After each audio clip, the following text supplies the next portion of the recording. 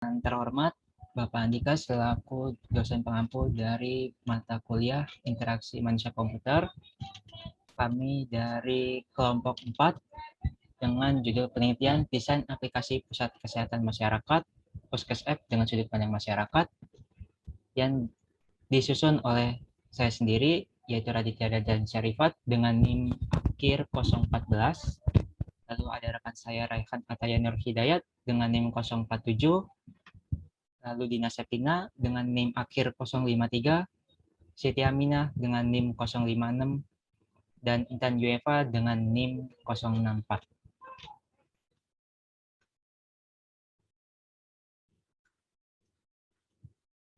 Pada presentasi kali ini, kami akan membahas beberapa poin penting dari penelitian kami.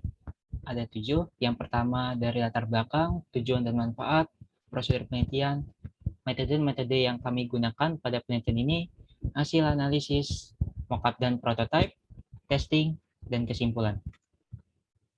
Yang pertama dari latar belakang. Puskesmas merupakan pusat kesehatan masyarakat yang menjadi fasilitas untuk upaya kesehatan perorangan seperti rawat inap, rawat jalan, dan tindakan medis lainnya, dan upaya preventif untuk peningkatan derajat kesehatan di suatu daerah sekitar puskesmas. Puskesmas juga menjadi alternatif bagi masyarakat kelas menengah ke bawah untuk mendapatkan tindakan medis bagi yang tidak mampu rumah sakit. Hal ini dikarenakan biaya di puskesmas lebih murah dan cenderung lebih banyak ditemukan dibandingkan di rumah sakit, khususnya pada daerah tertinggal. Pada tahun 2014, pemerintah mengeluarkan kartu BPJS atau Badan Penyelenggara Jaminan Sosial yang menjadikan puskesmas sebagai rujukannya untuk para masyarakat yang ingin atau mendapatkan upaya kesehatan perorangan, khususnya rawat inap di rumah sakit. Oleh karena itu, semakin seiring dengan peran pentingnya puskesmas, peningkatan pelayanan puskesmas juga harus ditingkatkan dengan melalui adanya pengadaan sistem informasi yang dapat digunakan oleh masyarakat.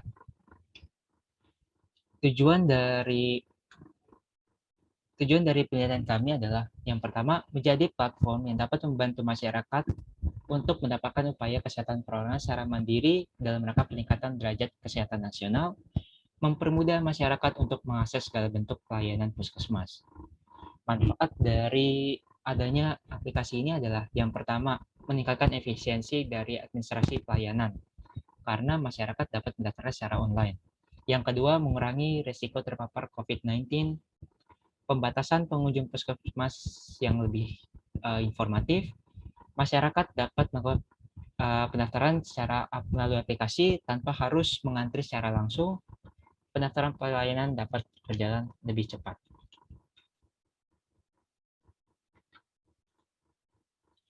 Dalam prosedur penelitian, ada 3 fase. Fase pertama, pengumpulan data.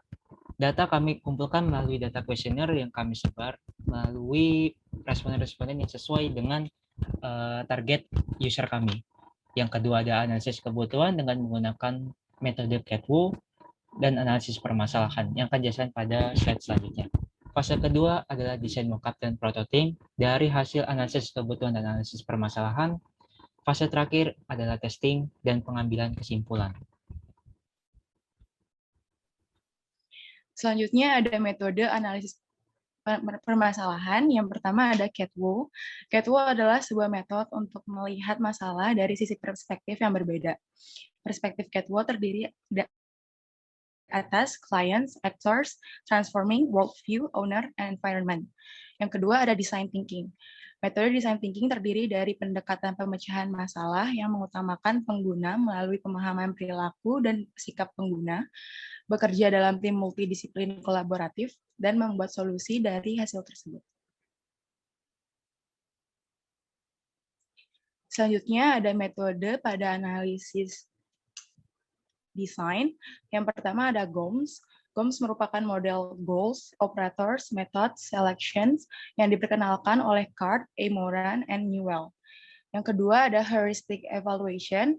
HE atau heuristic evaluation merupakan metode inspeksi yang melibatkan ahli usability untuk menilai apakah elemen-elemen yang ada di suatu sistem mengikuti 10 prinsip-prinsip usability.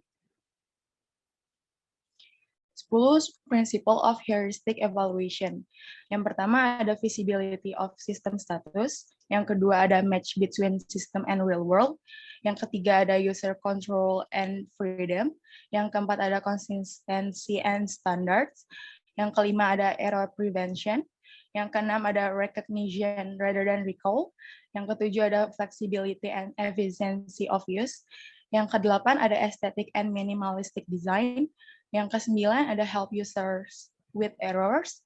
Yang terakhir ada help and documentation.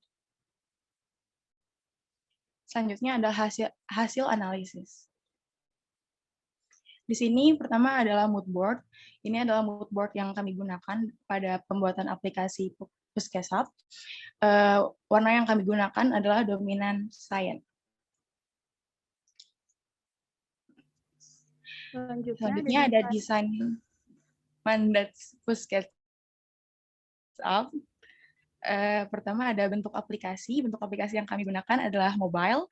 Yang kedua tema aplikasi.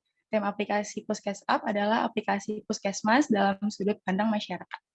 Yang nama aplikasi yang kami gunakan adalah Puskesap. Jargon aplikasinya adalah Stay Healthy, Stay Active.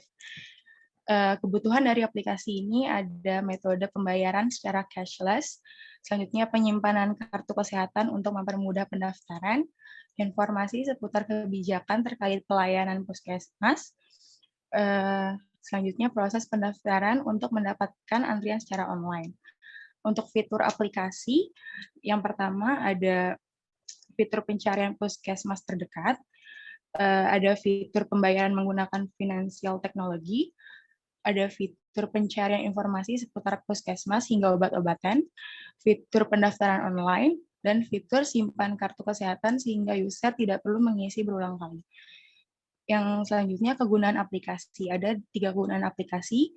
Yang pertama sebagai aplikasi pusat informasi khususnya untuk pelayanan dan kebijakan Puskesmas. Yang kedua sebagai aplikasi pendaftaran untuk memudahkan masyarakat mendaftar. Yang ketiga sebagai aplikasi untuk pembayaran atas upaya kesehatan perorangan ataupun pembelian obat. Yang terakhir ada warna aplikasi. Warna aplikasi yang digunakan seperti mood board yang kami gunakan yaitu dominan warna cyan. Selanjutnya ada analisis permasalahan dengan menggunakan CATWOW. Yang pertama itu ada klien, yaitu seluruh masyarakat yang ingin melakukan upaya kesehatan perorangan. Selanjutnya ada aktor, adalah tim Puskesap dan pegawai Puskesmas. Selanjutnya ada transform, yaitu mempermudah dan mempercepat bagi masyarakat atau pasien yang ingin melakukan upaya kesehatan perorangan serta pegawai Puskesap, Puskesmas yang ingin mengurus urusan administrasi. Selanjutnya ada worldwide sebagai aplikasi untuk pusat informasi, pendaftaran, dan pembayaran bagi masyarakat ataupun pihak Puskesmas setempat. Selanjutnya ada owner yaitu tim Puskesap. Selanjutnya ada environment yaitu daerah sekitar Puskesmas di Provinsi DKI Jakarta. Selanjutnya ada metode design thinking. Yang pertama itu ada SAFE. Informasi seputar pelayanan Puskesmas sulit didapatkan. Yang kedua ada nomor antrian yang harus diambil langsung. Yang ketiga ada proses administrasi yang rumit. Selanjutnya ada think, yaitu risiko penularan COVID yang tinggi. Nomor antrian dipanggil saat tidak di tempat. Selanjutnya ada DAS.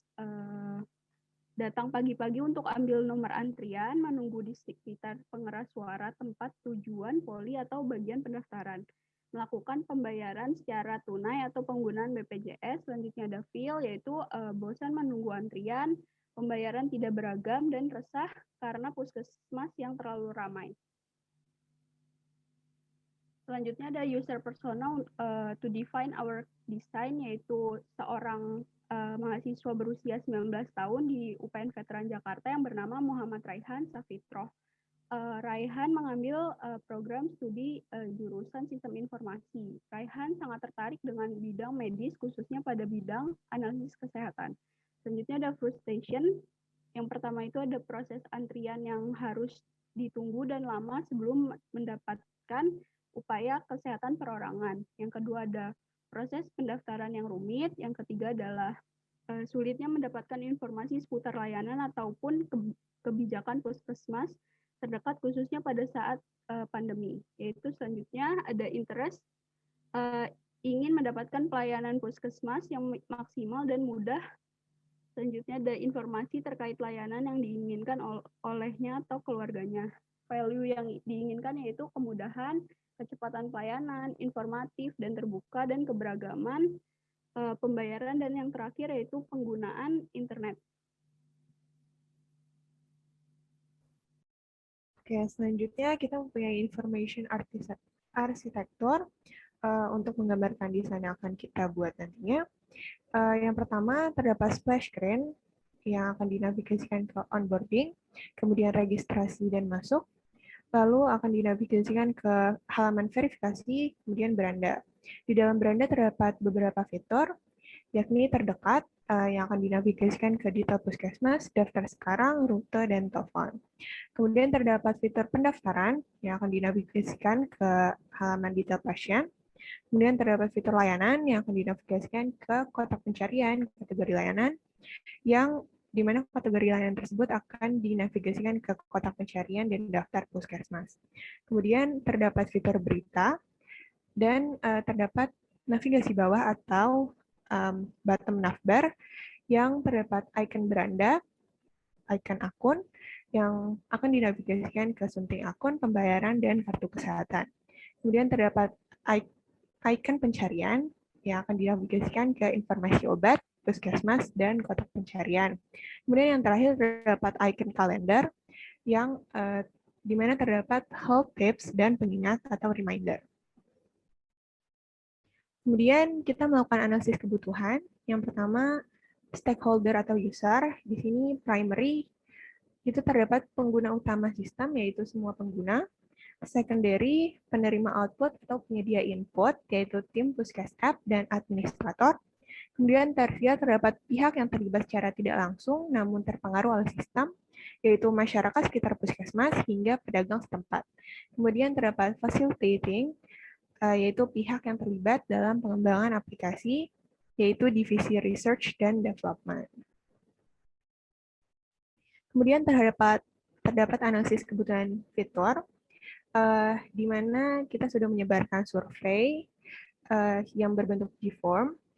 Di sini kita mengajukan pertanyaan apa fitur yang Anda inginkan untuk aplikasi puskesmas berbasis mobile, yang terdapat 23 responden, di mana 20 responden menjawab,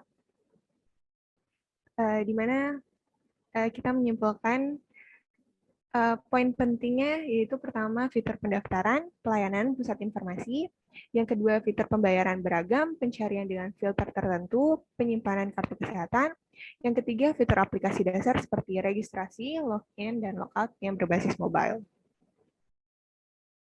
Kemudian terdapat mockup,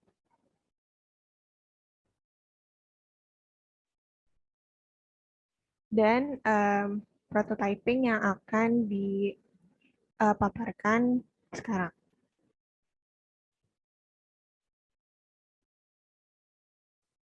Yang pertama akan terdapat halaman splash screen, yang akan dilanjut pada halaman onboarding. Kemudian akan terdapat halaman registrasi dan masuk, yang akan dilanjutkan dengan halaman verifikasi. Kemudian akan terdapat halaman beranda dengan fitur yang pertama ada terdekat, di mana kita dapat melihat puskesmas yang berada di dekat lokasi kita saat ini. Kita juga dapat melakukan pencarian puskesmas. Di sini juga terdapat puskesmas yang telah kita simpan.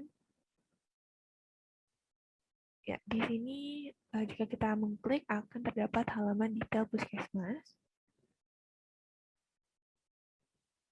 Di halaman tersebut kita juga dapat melakukan pendaftaran. Namun kita juga dapat melakukan pendaftaran pada fitur yang tersedia di beranda. Di sini kita dapat memilih puskesmas, mengatur jumlah pasien, serta memilih layanan.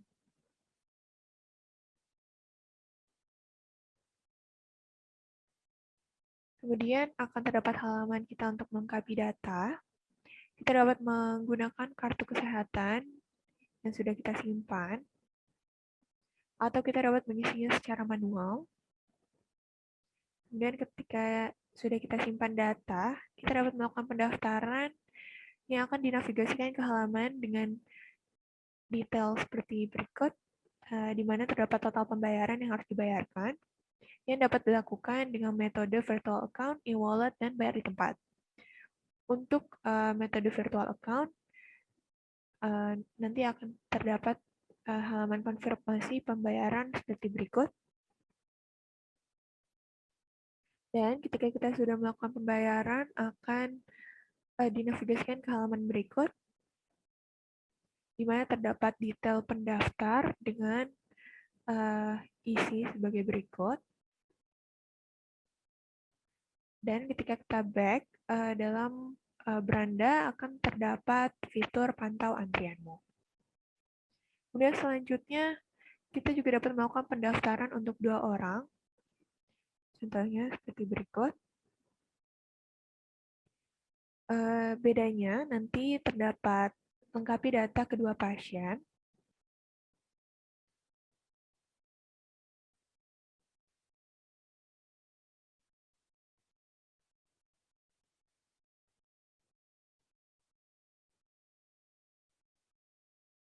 Ya, seperti berikut. Kemudian ketika kita daftar, akan terdapat detail seperti berikut dan total pembayaran, di mana akan sama urutan pendaftarannya.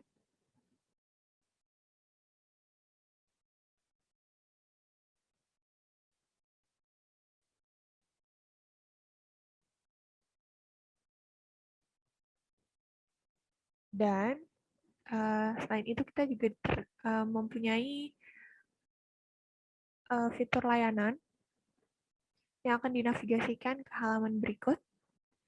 Kemudian kita dapat melihat puskesmas mana saja yang menyediakan layanan poli yang kita pilih.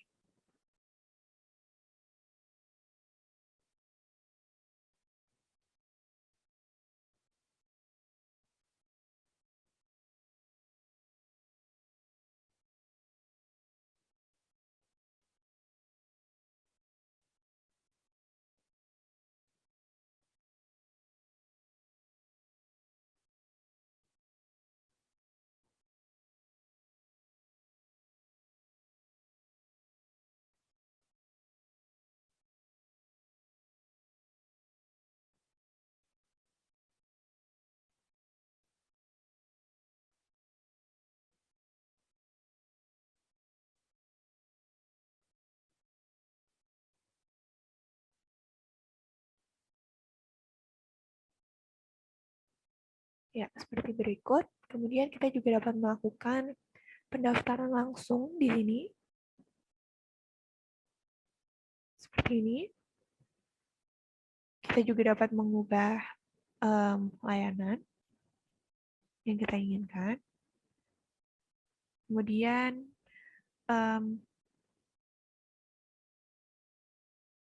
alur pendaftarannya akan sama juga.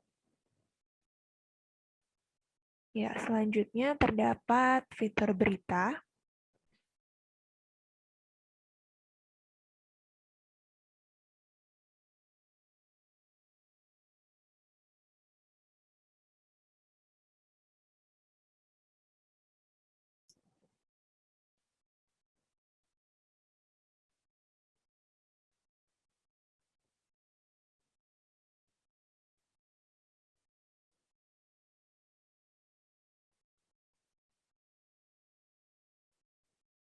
Selanjutnya, pada bottom navbar terdapat fitur pencarian, di mana terdapat informasi obat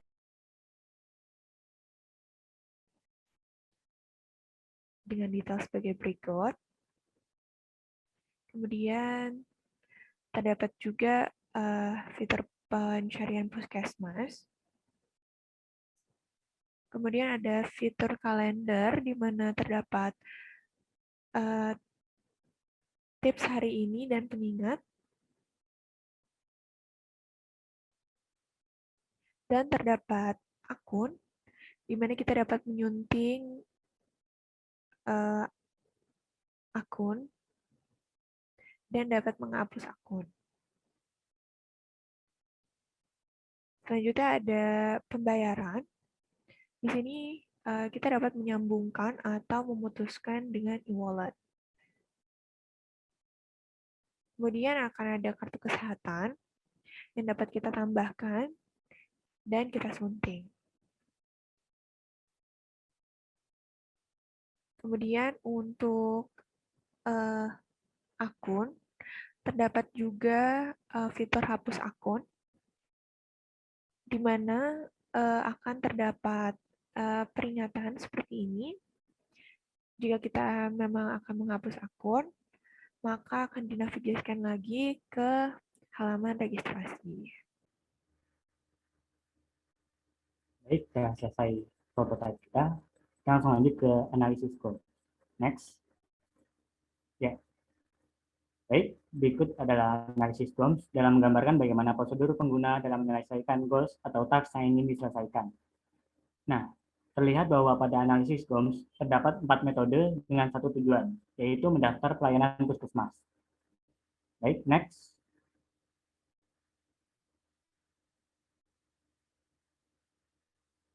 Nah, terlihat bahwa berikut ini adalah tabel hasil responden pada skema yang telah ada sebelumnya.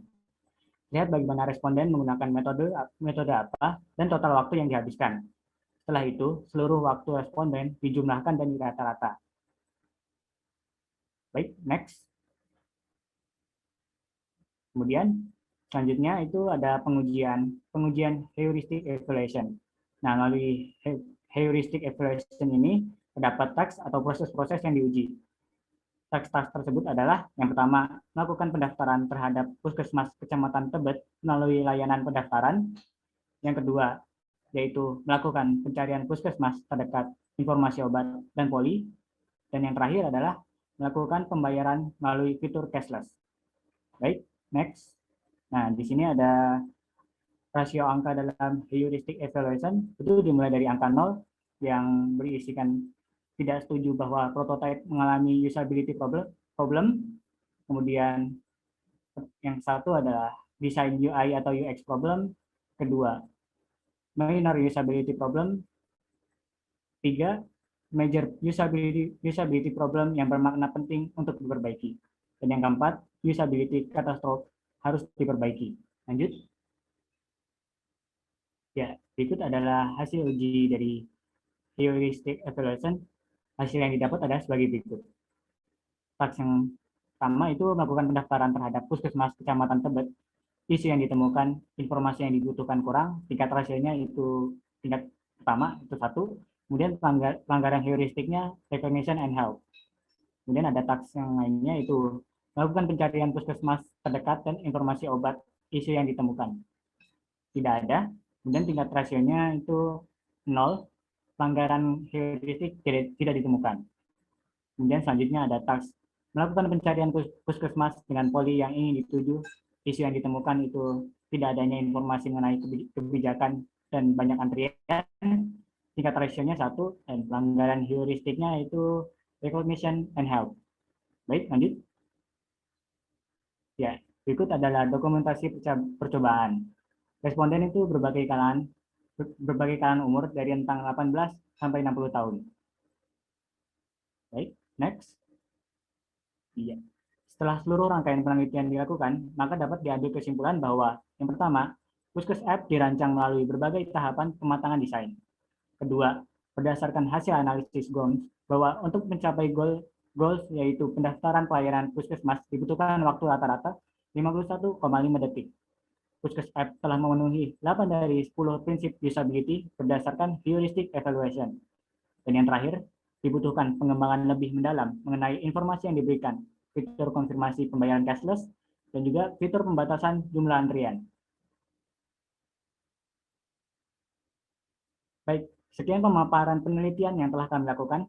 Terima kasih atas waktu dan kesempatan yang telah diberikan. Sekian dari kami. Wassalamualaikum warahmatullahi wabarakatuh dan selamat pagi.